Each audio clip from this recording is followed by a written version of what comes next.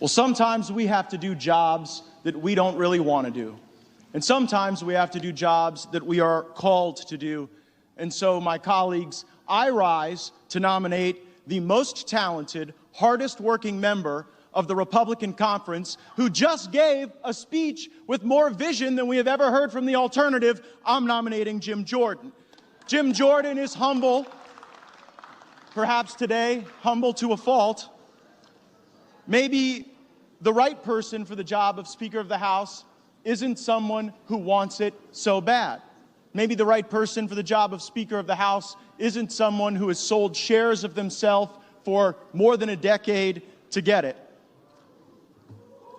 Maybe Jim Jordan is the right person for Speaker of the House because he is not beholden to the lobbyists and special interests who have corrupted this place and corrupted this nation under the leadership of both Republicans and Democrats. Maybe Jim Jordan would be the right person for Speaker of the House because he wouldn't fight us when we try to get a term limits bill on the floor. Maybe Jim Jordan would be the right person because he wouldn't fight us when we try to put a balanced budget on the floor and vote for it. And maybe Jim Jordan is the right person because he would endorse the plan that was built by the Texas delegation to finally secure our border.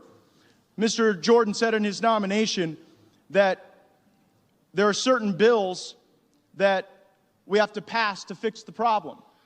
The challenge is the alternative has been someone voting for the very bills that have caused these problems.